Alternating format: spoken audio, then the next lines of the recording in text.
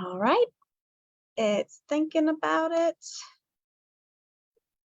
And I believe we are live. Hello, arty peoples, and welcome to another episode of Jerry's Live. My name is Emmy Klein, and I'm your host this evening. And as you can see, we have a guest with us today.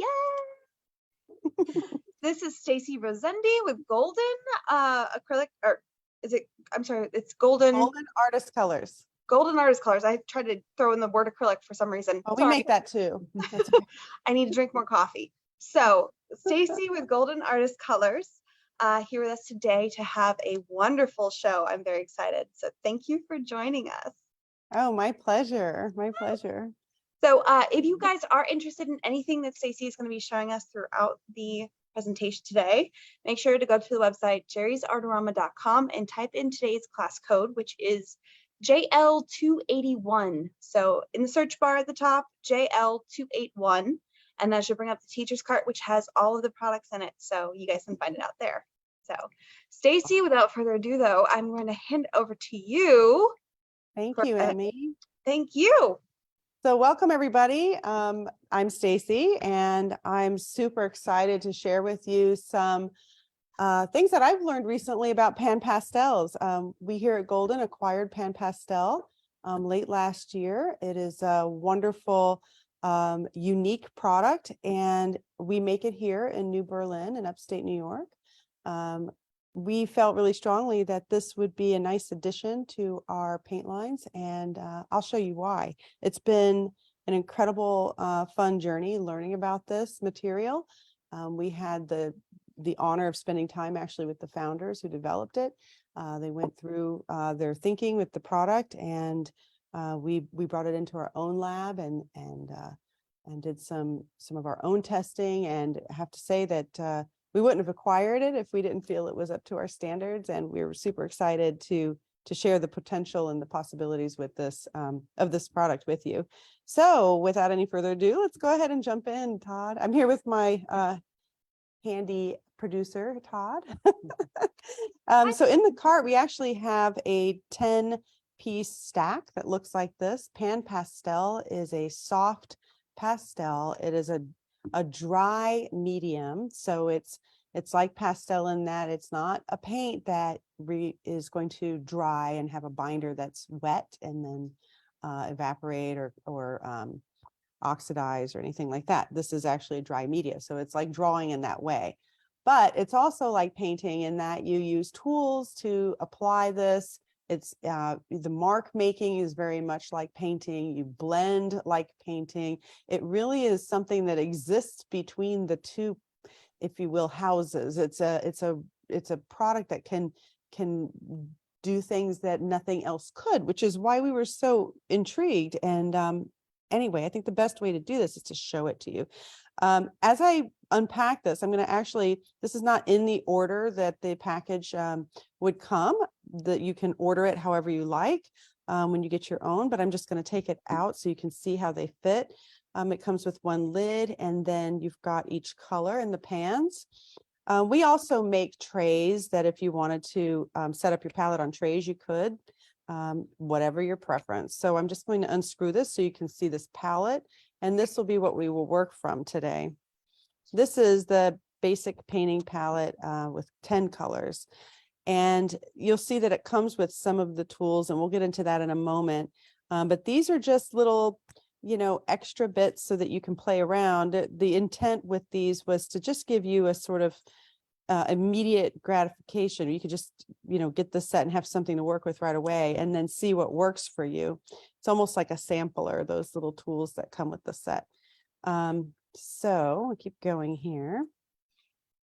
So all of those colors that you have there, they're interchangeable. You can put them in any which direction or order or add to it or. Absolutely. So these can be your little storage containers. So later, if you decide you're not a fan of this particular tool, you can put whatever you want in there. I could group my warm colors together and then space it with a storage and then maybe my cooler. I can do it however I want. But for right now, I'm just sort of randomly opening it up so you can see what's in that set. I also put in the cart two tools that I personally found really useful, and everyone's going to have their own preference. So again, I just started to really deeply understand this product in the last 3 months. So I'm sharing with you my exploration.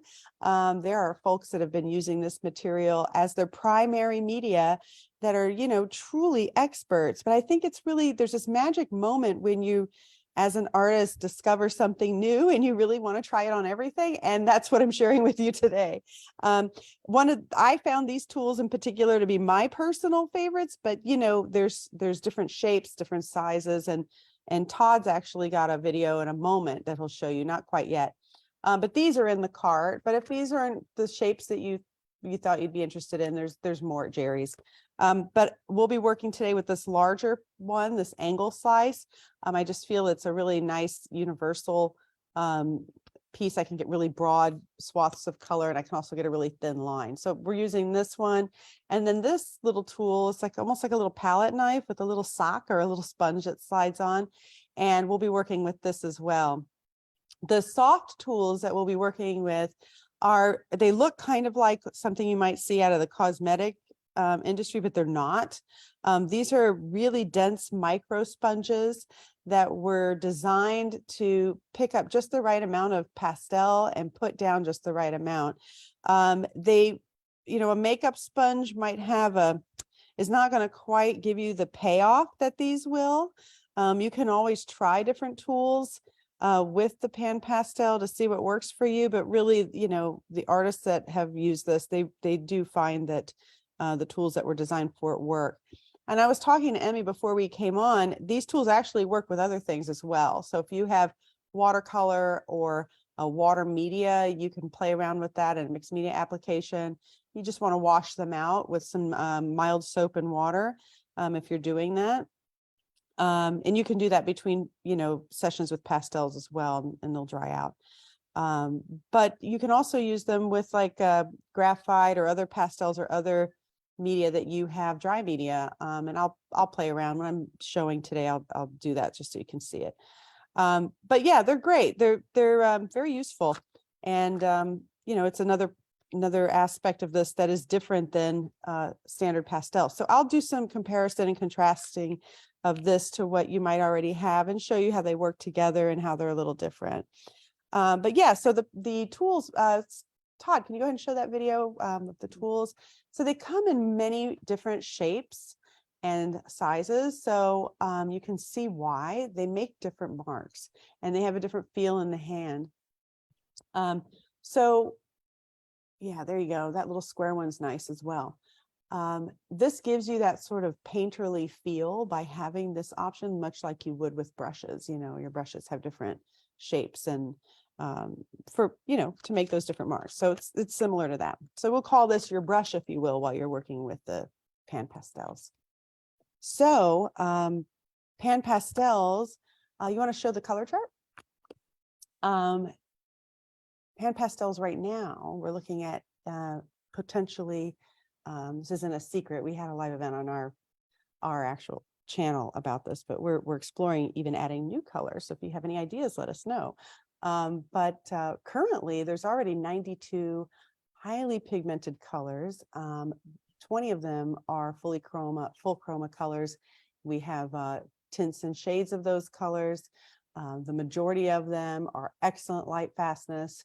And we also even have 5 mediums, and mediums with PanPastel do a couple of things. You either are extending and creating a what's using our colorless blender, almost like a glaze with a color. You can extend it or use it like a glaze. It creates just a little bit more of the body of the pastel without the pigment, so that you can use it to increase your blendability.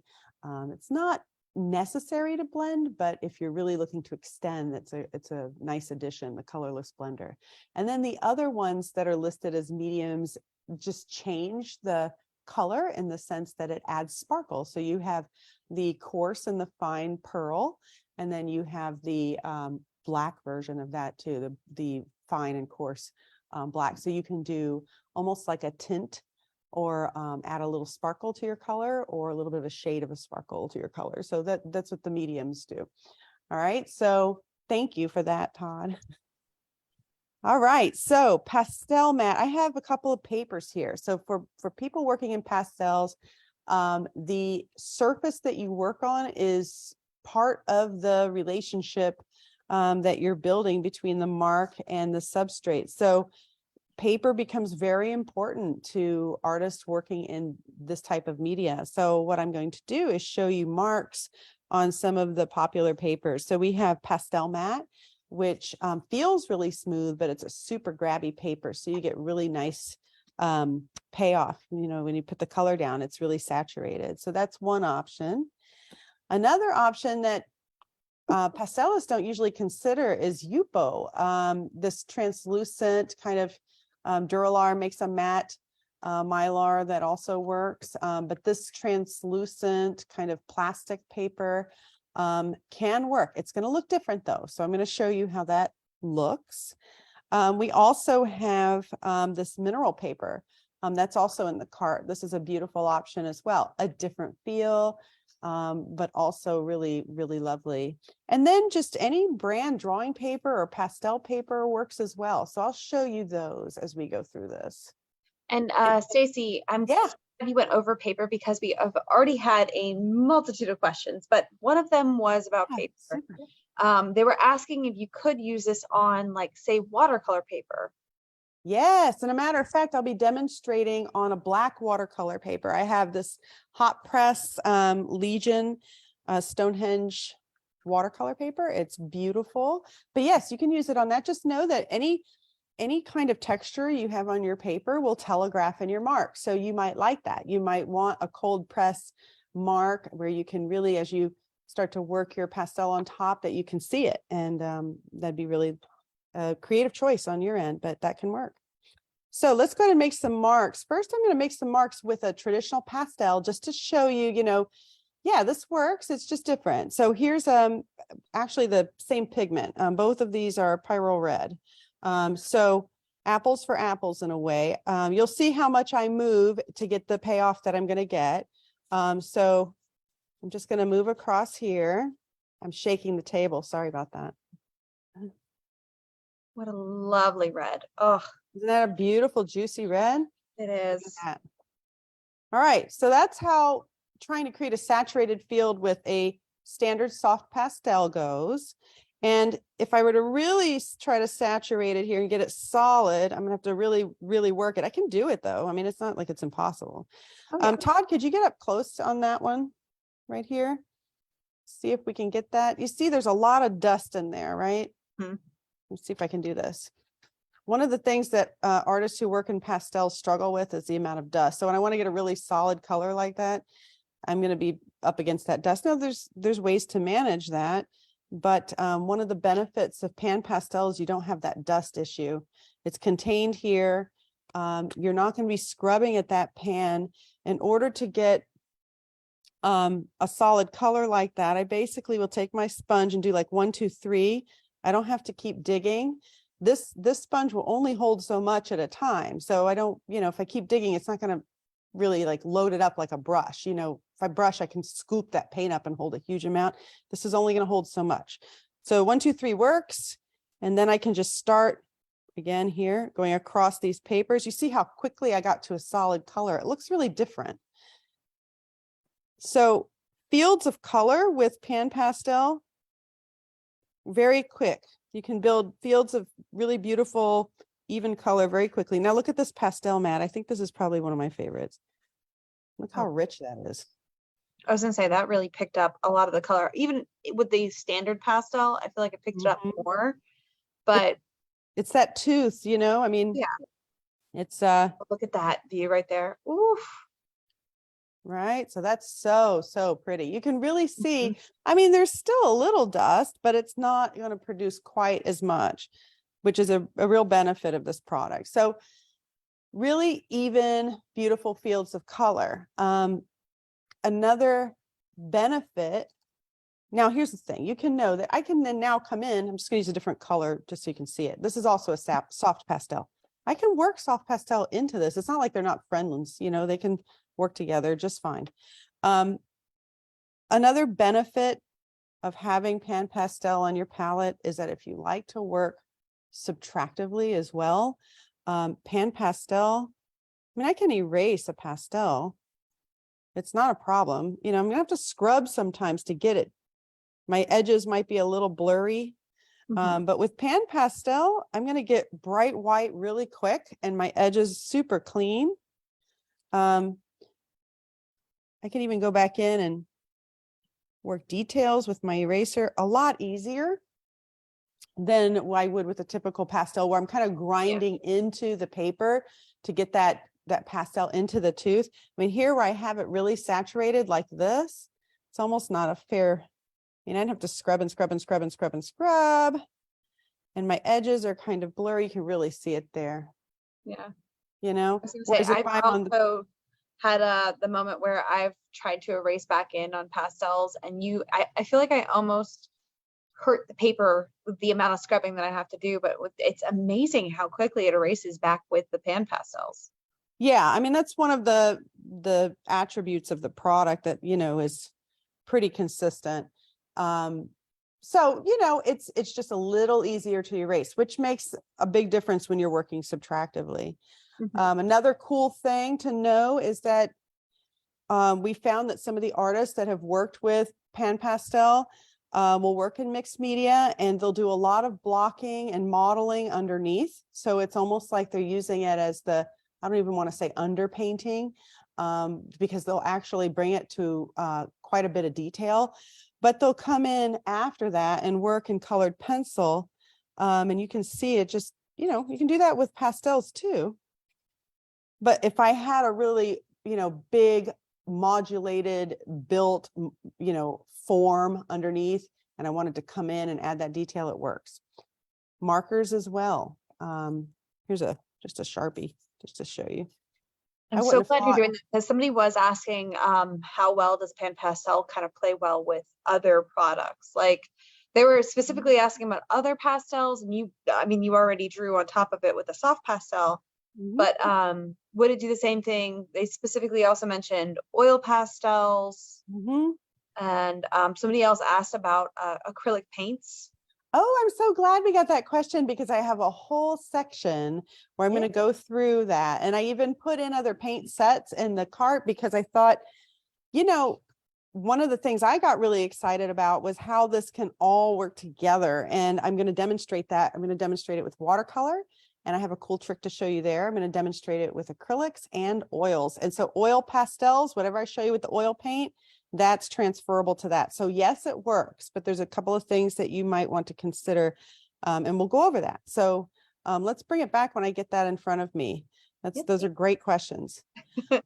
Okay, so sorry, one last question. Somebody was asking, how does it feel when it goes down on the paper? Like because you said it doesn't dry. It's not like it has to cure or anything like a paint would. No, right. But is it chalky, like dry, or is it like a powder, or is it oily? Oh, it's dry like a powder, but it's silky. It's like if you could imagine you're getting out of the shower and you have that most exquisite, delicious powder that you were just given as a birthday gift, and you're like just, you know, dousing yourself in this glorious softness. It feels like that. It's got this really sort of silky soft feeling. It's not scratchy. If it's a soft pastel, and it's a, you know, extra soft pastel. Now, if I get on a paper like Pastel Matte, where, like I said, I don't feel a tooth, but there is a really, really fine tooth, and it's grabby on the sponge and it's grabby on the stick, then okay, then maybe I feel less like it's, you know, silky, but that has more to do with what I'm working on, not the material itself. So if I were to put it between my fingers here and rub it, it's going to feel super silky, but not oily or greasy, because it's not an oil-based product. So it's a soft pastel. It lives in that same family. Now I could use this on my soft pastels over here too. It's just not going to blend the same way because the formula is different. It will work though. I mean, I can still go in and mess around with it. If I had also worked with graphite in my piece and I wanted to come in with my sponge, I could blend with that instead of my finger. I could also use a blending stump, but this, if it's a tool in my studio, I can use it. Another thing we have is what's called a colorless blender. I said I'd bring that up. The colorless blender can be used to kind of extend something you don't hear about really typically in pastels is glazing, which is more of a painting way of thinking. So I could actually take my colorless blender, which by the way is not really clear. So let's clear that up. It's actually kind of a semi-translucent white color. I'll put it down here. It's the binder without the pigment. So it's colorless in the sense that it's semi-transparent. But what I can do with that semi-transparent blender is I could take it into my color itself and extend it, like get more run out of it. And I could also use it to glaze. Like I come in and pull a color, blend it from like a solid full chroma down to a more translucent, I can see the white of the paper through that. That's something I wouldn't normally be able to do with a pastel. Not at all. Right. That's more of a paint. So cool. Right. But this is still pastel. So I could do this in cooperation with my graphite, my markers, my colored pencil, and then later I'm going to show you with paint. I can also use this colorless blender with my graphite. Can pick that up. I can play with it with my other pastels. It's not going to turn my other pastels into a PanPastel. You can still see it's like got the marks in there, but I can extend it. Right. So this becomes a nice little tool to have. But I can do that with the color too. I can pick up my yellow and blend with all of these as well. So let's just do that. Right. I can go into my other, I can layer. Wow. I can take this and now start to blend right into my, look at that. Isn't that painterly? It is insane how much color you lay down with just one little swipe. Isn't that something? So It's so vibrant. intense. See. And some of that is the surface you choose. Now that's still very luminous for Yupo. Yupo's not as toothy or absorbent as the pastel mat. So, it's a creative choice what you choose to work on as well. But the color is very vibrant. It's beautiful. All right. So I've made enough of a mess here. I think I'm going to move on to another surface. Do we have any questions while I transition over? Oh, do we? Let's go. All right. So I did have somebody ask, would you recommend using this in a sketchbook because it's pastel? So do you think there'd be a problem with it being like closed in a sketchbook? Well, I mean, I think some of that has to do with how you set up your sketchbook. So in my sketchbook, I have, so here's my sketchbook, my imaginary sketchbook. I do a lot of collaging and drawing and mixed media in my sketchbook. So I work on one side of my sketchbook.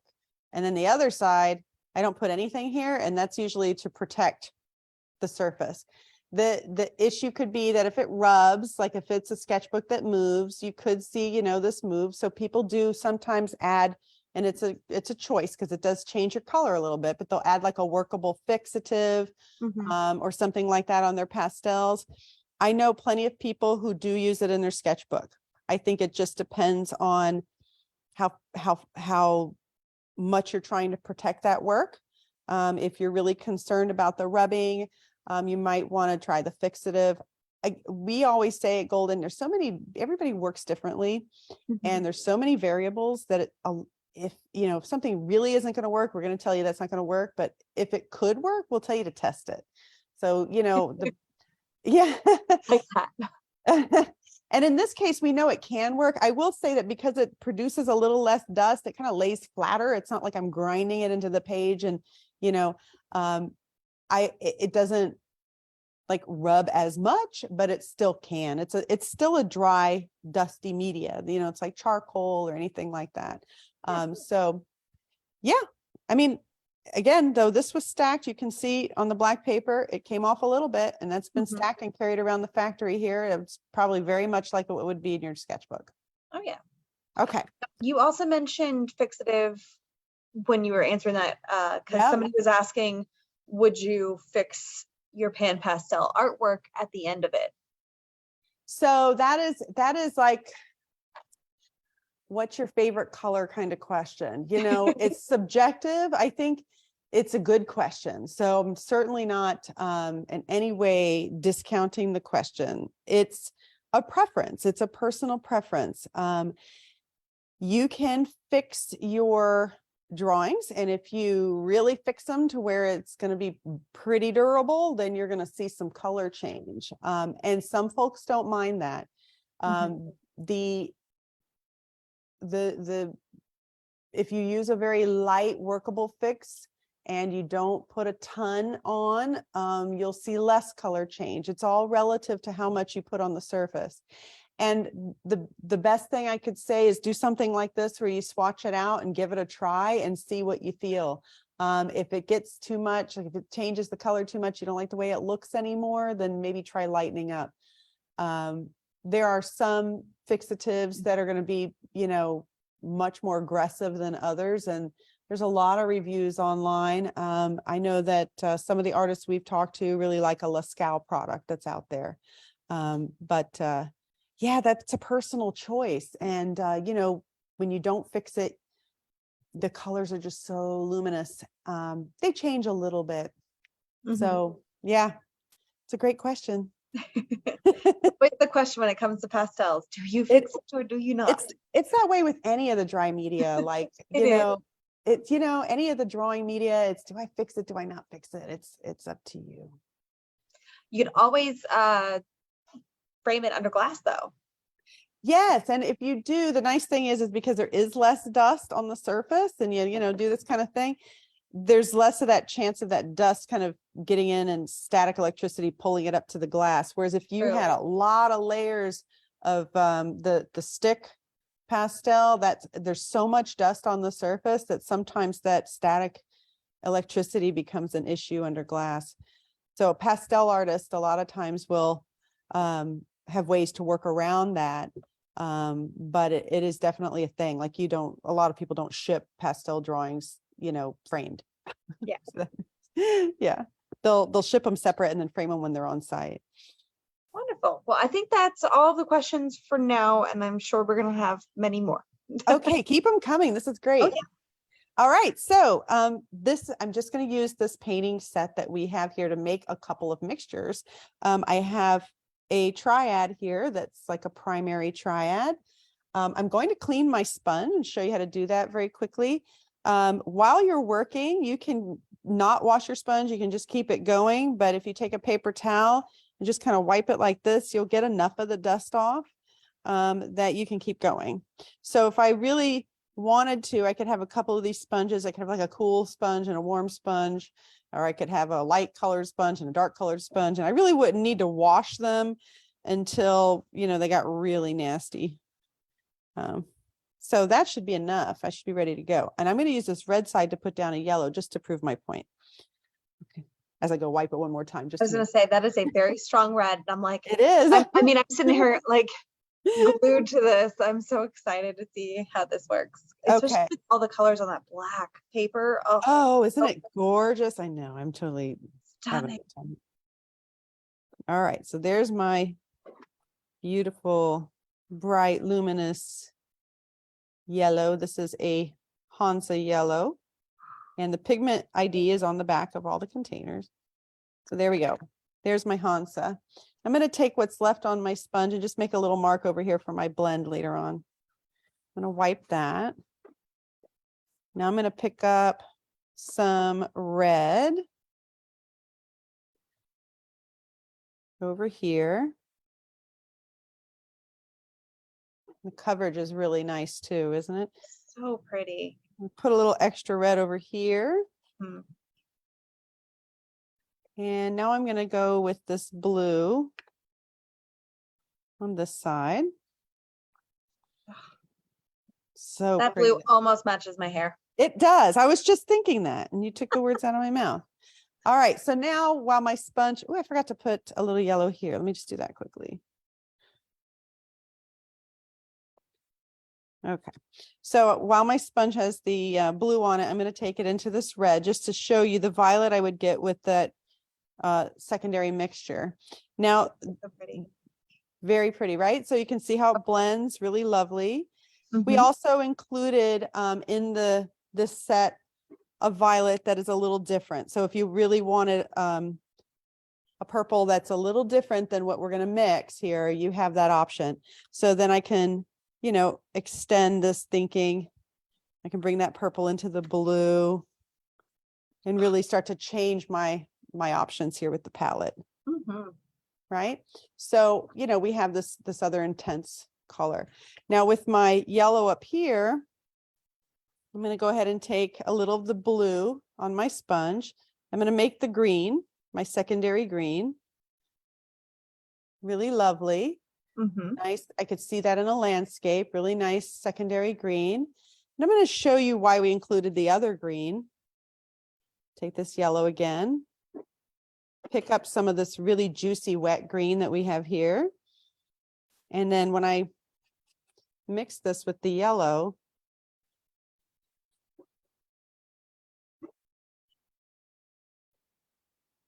you can see I start to get some really vibrant, you know, bright greens that I couldn't get from my mixture. So that extends your options in your palette again. And this is where, you know, you're starting to really see why this is more like a paint in some ways. You know, I'm working this like I would a painting palette. Mhm. Okay, so let's see the orange that I get from my mixture. I'm just taking a tiny bit of the red since it's so strong. I'm Mhm. gonna layer that. Pick up some more yellow just to blend it in. You can see I've got that nice sort of earthy orange. I also have some other earth colors here that I can extend. If I really wanted to do some landscape type work, can really get into that, you know, highlights and almost a color family there. Oh, yeah. I have this nice image of a landscape right here out west. Do we have anybody from Arizona, New Mexico on the call? Oh, I am sure we do. We have someone in Australia right now. Oh, that's awesome. So Australia. Okay, there could be Australia. So Mhm. this is just a print on a photo paper. And we have found that a lot of artists will, you know, take their own photographs and want to colorize them. And back in the day, you know, we had those little sets. You could hand paint your photographs. This works great. And I just, you know, this is just a 2-second little quick swatch just to show you. So I'm just going to create a mixture. I'm going to try to get closer to this color. What I have right now is just right out of the pan, this color. I'm going to just add a little bit of red. Mhm. And that photograph you printed was black and white, yes? Yep, Okay. black and white. And you can see I kind of overdid it, right? And, you know, I've got some areas in here that are a little browner. I can come in with this brown and work it in. I can also come back with my eraser and work in some details, go back to the black and white photo. I could keep layering. I could come in with maybe some of my yellows, put in some little highlights. With these tools, by the way, you don't have to scrub. You can just barely touch the surface and you can start to change it. I'm not exactly getting my color right. But you know, this is live TV, right? Well, I mean, naturally, we're going to have to get all of the pan pastels so we have all of the colors because I'm not going to go home and just order them all myself, right? So you get the idea. I'm not going to sit here and do the whole thing, but that's, you know, we have folks that have really like gone the extra, put in the extra effort and done some beautiful, beautiful work. Oh, yeah. You know, using this in photography. I was really And hoping you're going to do that blue. Oh, how pretty. yeah, you know, but my sponge now, I didn't clean my sponge. So it's a little bit of everything on here now. it's a moody sky now. It is. It's very stormy out. So Yeah. listen, you can use a kneaded eraser with this. I'm thinking about what I would want right now to fix that sky. I would probably warm up a kneaded eraser and start tapping it in there to get some clouds and whatever. But, you know, whatever you have in your studio that you would use for your drawing, you can bring to this as well. So, all right. So fun. Super fun. Now I get to start mixing media, and I'm so excited to do that because this is where everyone in the comments goes ooh and ah. Although we are already going ooh and ah with all those really pretty colors. So yeah, this is where I started to have way too much fun. no, So limits does not exist, right? so at Golden, before we even, you know, PanPastel was on our radar as something we might acquire, we had a product called Pastel Ground. Mm-hmm. And you know, we've had this for a while, and it's a really like it's a mildly, it's like a toothy, you know, almost like a natural, the colors is sort of natural, almost skin like, I know it sounds gross, but it's just like this what's a good word, like flaxy, linen-y kind of natural color. Beige. Beige. A good neutral beige. Yes, and it's a translucent material as well. And so I can apply it different ways, which I'm going to show you in a minute. But the reason this is so magical is it's an acrylic. So I can put it on a canvas or a panel or other things that acrylic sticks to, like plexiglass. And there's plexi in the cart because of what I'm about to show you. But first, I'm just going to show you the pastel ground on a little card so you can see why this is something that I chose to show you. Clean my sponge. You notice I haven't switched my sponge this whole time. I was gonna say I did notice that, and I was like, ooh, it's still going strong, which I love how easily you can just wipe off the pastels on a paper towel. Isn't that super? Mm-hmm. Yeah, that makes it a lot easier. So again, part of the reason why I like this is I can make little teeny thin lines with that edge. You know, I can draw with it this way, and I can also get those big, really wide marks. Now, if I put my acrylic pastel ground on with a thick brush and I don't dilute it, I'm going to get the texture of the brush. If I dilute the pastel ground a little bit, I'll have less texture. The texture can be really beautiful, and then some folks don't want that. But this is going to be grabby, kind of like that pastel mat. It's going to really want the color to, yeah, there we go. Yeah. When you say dilute your pastel ground, you mean just mix it with a little bit of water, right? That's it. Yep. So you just dilute it with a little water. The instructions will say, you know, about 25%. I'm looking at it right now, it just says thin with water, you know, but about 25% water addition works. I'm sure Mike can give instructions in the chat too. But, you know, it's a beautiful ground, which opens up new opportunities. So this is an example of plexiglass with 2 to 3 dilute coats of pastel ground right here. So I have the transparent part where it was just masked off with masking tape. And I mean, even the part where you applied it with your hand, like your hand behind it, I can see. I love that. Isn't that beautiful? So now light can pass through it. I can put something underneath and then work on top.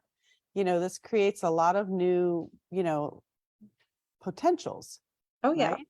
So it's a really beautiful surface to work on. And what you need to know is that there's certain types of plastics, plexiglass and Lexan, those are acrylic plastics. Acrylic loves acrylic, so it's going to stick to that. So this is a very, you know, stable ground for acrylics. This is a good substrate. You're good to go. So I could use this for my watercolor paint. I could use this for my pencil, my pastels, of course, my PanPastels. I could acrylic paint on it. I could all of it on one surface, which is really exciting. That is so lovely.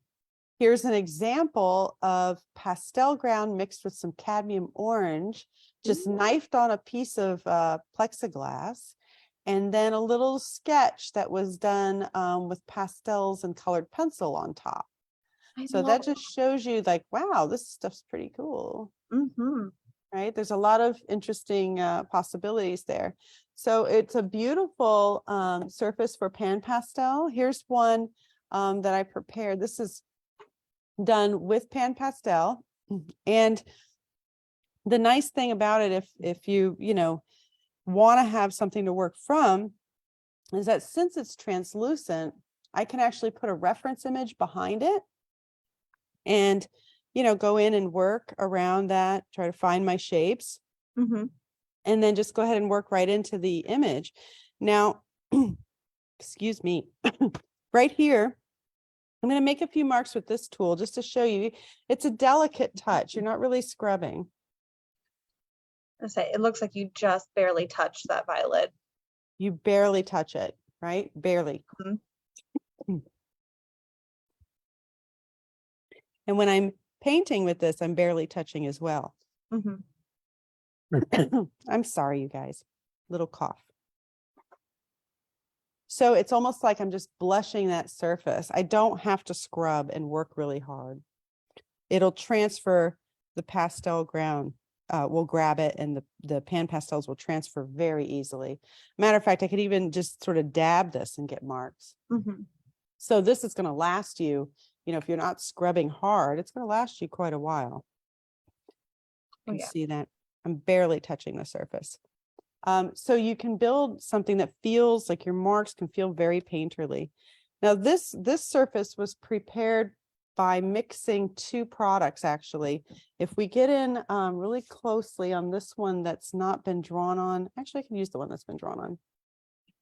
Can you get in close, Todd?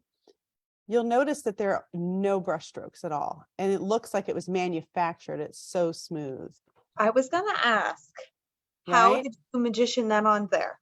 So I'm going to tell you my secret. So what we did is we took pastel ground and we mixed it with color pouring medium matte. Now you want to use the matte, not the gloss. The matte has matting solids in it, which is going to kind of maintain some of that toothiness. If you go glossy, it won't be quite as toothy. So if you use the color pouring medium matte and the pastel ground in a mixture that's 50-50, half and half, you could even throw in a little tiny bit of water if you want it to be a little looser. But if you make that mixture and pour it over the plexiglass plate, or if you want to use it on a canvas panel, that's fine.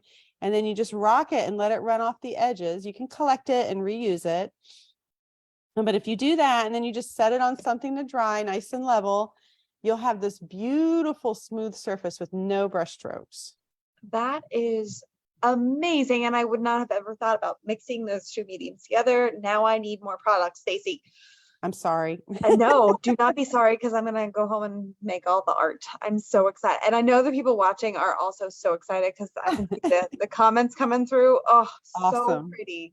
So here's the little secret, Kay. So this doesn't just work with the pastel ground. You can use this for other things. So we have like micaceous iron oxide, which is a gritty iron oxide paint. You can mix the color pouring medium with that as well. It's the secret is you want to maintain the grittiness and toothiness so it will receive the pastel or drawing media.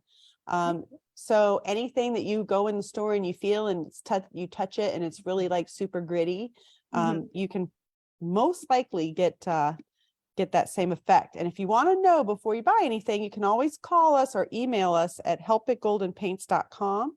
And one of our material specialists will walk you through it. So, all right. So that's one preparation. Yay. So fun.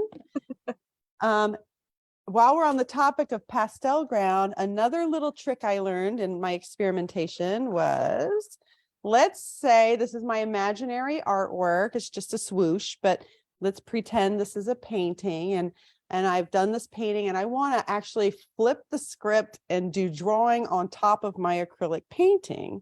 So acrylics, sometimes they're matte and sometimes they're glossy. This side is real glossy. And let me see if I can show you that. Yeah, you see how glossy that is? right? So, this is what acrylics might look like if you're just painting with them out of the tube or you have a glossier medium. What I can do is I can develop my painting and then put a dilute, meaning I'm going to mix it with some water, layer of pastel ground over my painting. And it's translucent enough that you won't see much of a change in color, but you'll see a change in sheen. And if I touch this, it feels gritty, whereas this feels slick because it's glossy, and this is very matte. So I've added a gritty layer, which now means that it's going to receive the color. So I'm just going to do a swoosh of color. Pick one, Emmy. What color do you want me to use? Oh, let's see. You know what? Let's go that blue. I feel like Okay, I'm in a very blue period right now. okay, blue it is. I I'm love going to that load color. up my blue. And you'll see on the glossy side, I mean, it's like it's struggling to stick, right? I'm just Yeah. making powder. But over here, where I Ooh. have my pastel ground, I can start to really work over my painting. So That it is changes the opportunities here. Same with colored pencil. Like I'm barely getting anywhere with that colored pencil. But Mhm. over here now, I can incorporate those marks. So this material kind of really gives you a whole new set of possibilities working with dry media in your painting. So anyway, That that's is exciting stuff. amazing. Yes, it is. I All love that. right. Any questions before I jump into the next? I think we are good right now. Okay. I mean, we had a few questions that were unrelated to the pastels that we were going over. So Todd knocked those out in the comments, but I think we're okay right now. Thank you. Perfect. All right. So another product that we make that is super with the PanPastel is absorbent ground. So if I wanted that white paper-like surface, say I wanted to paint or wanted to do like a mixed media piece on a panel, which is what this is. This is actually an ampersand panel, the gesso board. Here, let me pull this out to show you. Just realized all my Post-it notes were all over this guy. This is this guy right here. Just that gesso board. It's good to go, but I wanted to change the feel of this by creating more tooth and absorbency. The gesso board by itself, is terrific, but it's a different touch than what I wanted. So I went ahead and coated it with absorbent ground, which is this right here, and it feels much more toothy, which is what we're always after. I'm show you with that blue again. And again, if you don't want the brush strokes, don't use the pouring medium with this one, just dilute it a little bit. The pouring medium with this one, it's just not gritty enough for the pouring medium trick. Okay, so there's your really pretty swoosh of color. Oh, yeah. And you can see how it's grabby. Again, this one feels a little bit like the pastel matte. And then, so just, I'm not making art here. I'm just, doing demos. I'm going to go ahead and show you a trick. One of the things I wanted to demo on this panel was a couple of things. First, layering. So you can see I've got, I used a stencil here and then I layered on top and I worked some transparencies. Again, it's like that glazing effect. Then I'm learning too with this stuff because I haven't been using PanPastel for 20 years like I have been with paint. So I messed up. So I washed the back of the panel. This is not paper, so I could wash it off and it gave me all these really pretty stain marks. So I kept them, right? Why not? So I'm going to show you the stencils. I mean, with a regular pastel, it'd be really hard to use a stencil, but because this is loading up the material on this tool and it's very flexible, I can use a stencil very easily. And I'm just using a light touch because I just want a really light passage. And I think in here, I'll go a little heavier. And I'll lift that up and show you, you can use stencils with this product. And that's really not typical. And I could use even something like the edge of a piece of paper or a piece of like a Duralar or that Yupo I had earlier. Works great. So I've got more. Now, actually, the stencil thing might have a little bit of relevance to what somebody was asking. Yeah. They were asking about using it for like a sidewalk art. Oh, I could see them using like stencils and things like that, but do you think that the pen pastels would do well with that? I think the sidewalk might be a little hard on the sponge. But I mean, if you're doing something really fine and you want it to be, you know, at a professional level, like I know there's some people that do sidewalk art that's incredible. I'd love to hear whether or not you get it to work, because I've never had that question before and we just don't know.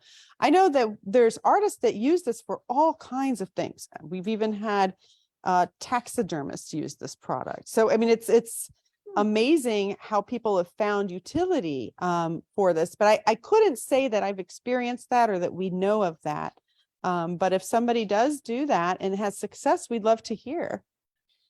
And Yeah. along the same lines, toxicity wise, Yep. are any of the pen pastels that are being shown, are they non-toxic, or do they have like those cadmiums and things like that? Because that might go into play on whether or not you're going to put it on a sidewalk outside. Well, okay, so look at my hands, right? I mean, so we're not going to make this in cadmium or cobalt. So we don't want to make those types of pigments in this product because it's a dry product. And even though, you know, there's not a lot of dust, like if I'm scrubbing with a regular stick pastel and dust is going everywhere, it's pretty contained. It's still a dry media. So, you know, you want to know that you're going to take care and not be, you know, crunching this up and breathing it and all of that. But we're staying away from those pigments that if they were in the worst case scenario, I dropped this and it got airborne or something, that it wouldn't be an issue.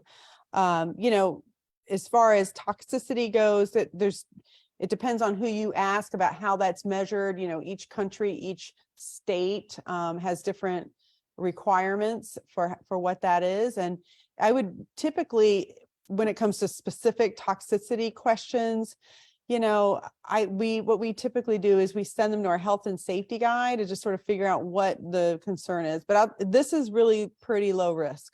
So you just don't want to, you know, the old saying is you don't want to eat your paint. Yes. No eating our sweat.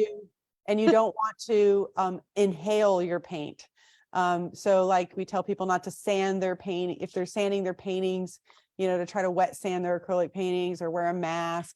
You know, if you're like kicking up, you know, stuff with a sander, this is like nothing. So, you know, if I broke it and it went everywhere, I'd probably like mist it and try to contain it and clean it up. But I do that with my stick pastels too. Okay. All right, so let's go ahead and talk about black gesso, and another thing I discovered in making a mess. So black gesso is toothy enough for this as well. I'm going to switch it up and try red this time. Yes. Maybe I'll use both. Let's do both. Okay. That blue, electric blue. Look at that. Isn't that pretty? And there we go. And the red. Well, let's just have a little bit more fun here. And now the yellow. Okay. Yes, primary. So black gesso is a beautiful ground if you don't want to work on paper and you want to work on a panel or something like that. Is a beautiful ground. It's toothy enough to grab the pastels, pencils, other things like that. I don't know if everyone realizes that, but it works great.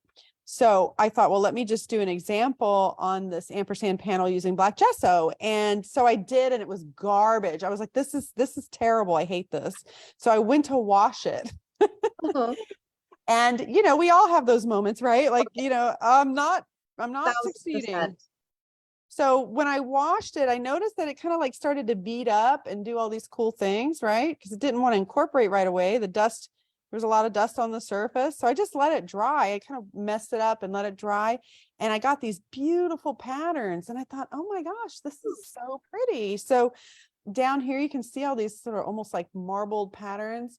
I loved it. So I said, well, let me just keep that and draw over that. So I did. I started another little series of flowers just for the demo. And in this one, I was using just some tonal color, just some white and some pinks.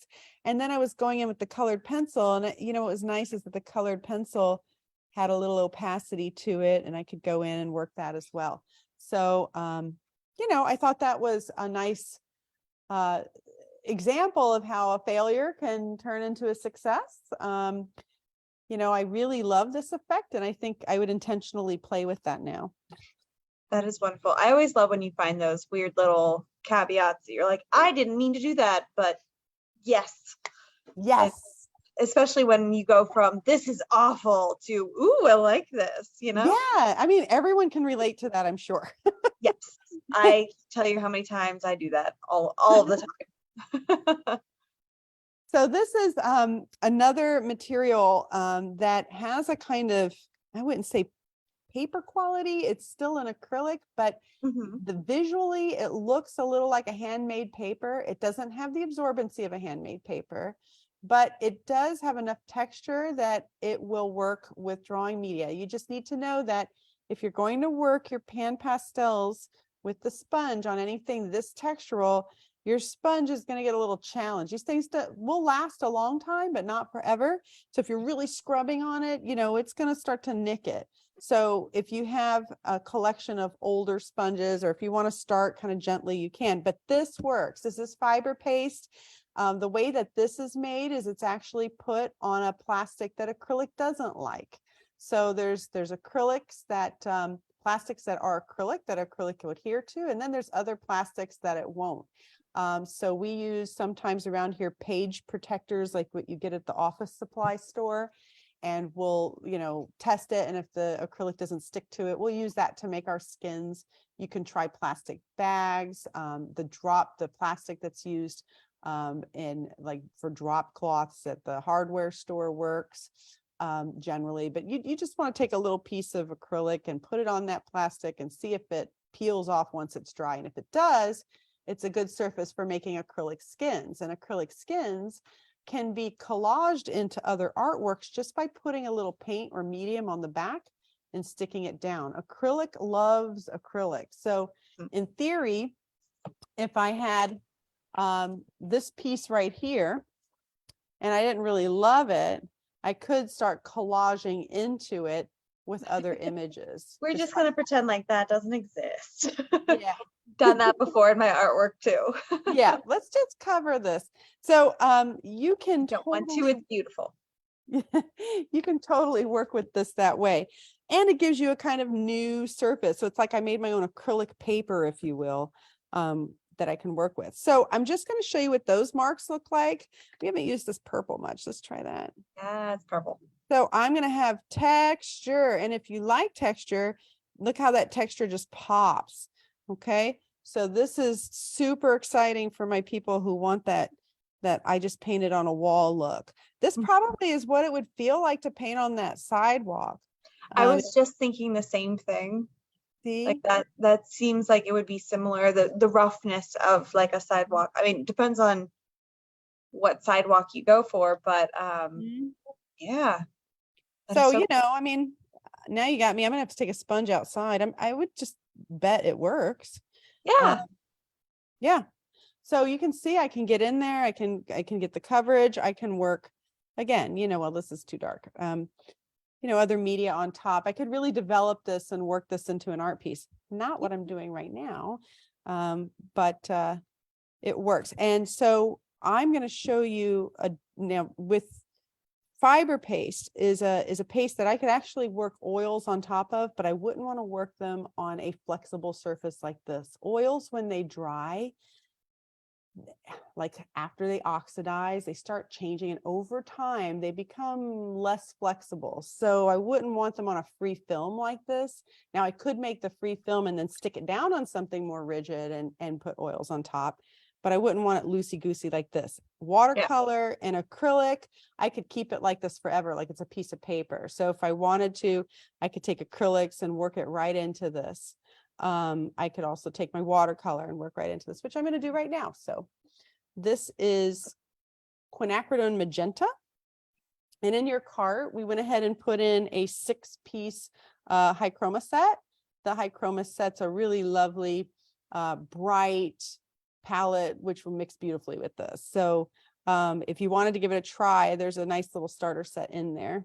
But I'm going to go ahead and grab some water here and just show you like what watercolor looks like on this, and then scrub it into this violet. Oh, wow. I was going to say, most pastels will move with water. Like you were saying earlier, you washed it and it got those really fun kind of textures and dried and kind of stuck it back down to the surface. So if you mix the watercolors into your water, you're not only moving it around, but you're glazing with it. And it's so lovely. You'll notice though, sometimes if there's enough of the powder when you're working with a pastel on the surface, that sometimes it'll resist the watercolor a little bit at first. Sorry, there's my head in the shot. So what I did is I tried to play with that. So I have another little panel here, and this has some pastel ground on it. And, you know, one of the things I noticed, especially with that panel where I showed you where I washed it, is you saw where I put the water on it, kind of beat it up. If I scrub, and this is a textured surface, so it's like lends itself well to scrubbing. If I scrub and really get that pigment from the pastel to combine with my paint, then, you know, it's going to pretty much lock down. Right here on this edge, though, it might want to beat up. So I thought, what if I had a really powdery surface and it wanted to do like what it did with that black gesso where it kind of sat on top? Is there a way to like encourage it to really mix better? So what I played with that worked really well was our watercolor medium. I'm basically adding binder to this without any color. So I can just do this, make a little mixture, and I can do this on my palette. I don't have to do it on my painting.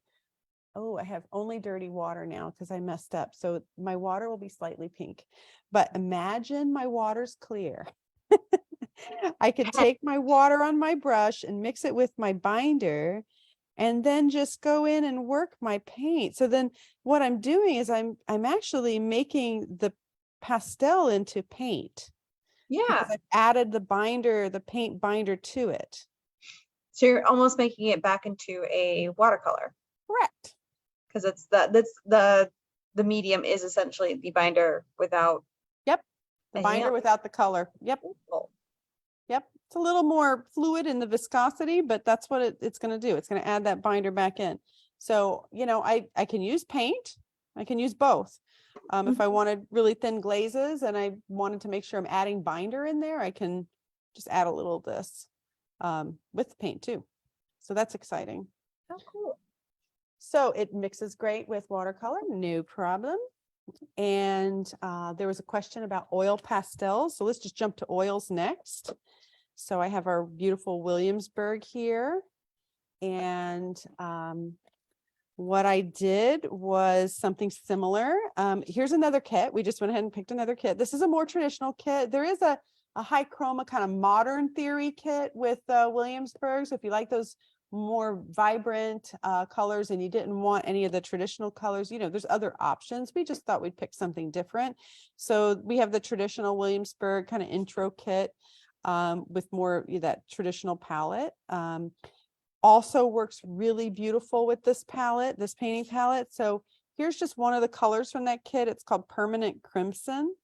And what I did is I just did a quick demo showing how to get the colors to mix. So I'm going to do this over here live. I could take the Permanent Crimson by itself and put it out.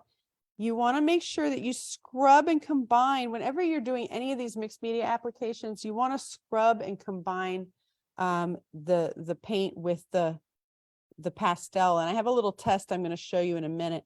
Now the paint's very thick and viscous, and if I keep scrubbing, you know, you'll start to see it kind of mix. But what will really help this, and by the way, I'm on the fiber paste.